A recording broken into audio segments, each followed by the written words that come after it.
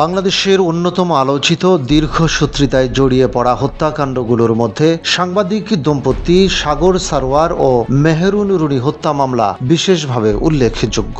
এক যুগেরও বেশি সময় পেরিয়ে গেলেও এই হত্যা রহস্যের জট এখনো খোলেনি, বরং সময়ের সঙ্গে সঙ্গে তদন্ত প্রক্রিয়ায় নানা জটিলতা আরও স্পষ্ট হয়ে উঠছে। এই পরিস্থিতিতে মামলার তদন্ত শেষ করতে আবারও অতিরিক্ত সময় দিয়েছে বাংলাদেশ হাইকোর্ট। সর্বশেষ রায়ে তদন্তকারী টাস্কফোর্সের আরও 6 মাস সময় দেওয়া হয়েছে। রোববার দুপুরে সংক্রান্ত সিদ্ধান্ত আসে বিচারপতি ফাতেমা নজিব এবং বিচারপতি AFM সাইফুল করিমের সমন্বয়ে গঠিত বেঞ্চ থেকে।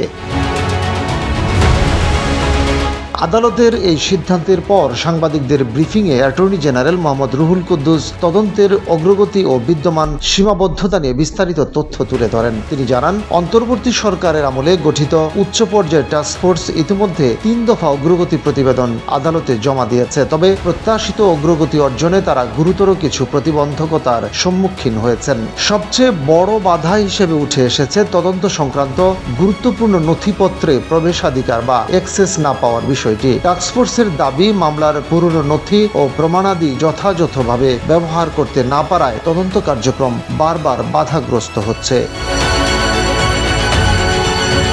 বিশেষজ্ঞদের মতে দীর্ঘ সময় পার হয়ে যাওয়ায় অনেক প্রমাণ নষ্ট বা দুর্বল হয়ে যাওয়ার আশঙ্কা তৈরি হয়েছে, যা তদন্তকে আরো কঠিন করে তুলছে। উল্লেখ্য, 2012 সালের 11 ফেব্রুয়ারি রাতে রাজধানীর পশ্চিম রাজাবাজারে নিজ বাসায় নির্মমভাবে খুন হন মাছরাঙ্গা টেলিভিশনের বার্তা সম্পাদক সাগর সারওয়ার এবং ATN বাংলার জ্যেষ্ঠ প্রতিবেদক মেহেরুন রুনি।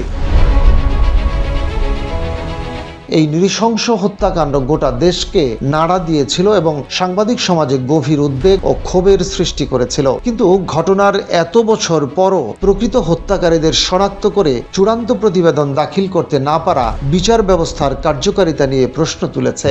একই সঙ্গে এটি ভুক্তভোগী পরিবারের জন্য দীর্ঘদিনের অপেক্ষা ও হতাশার প্রতীক হয়ে দাঁড়িয়েছে।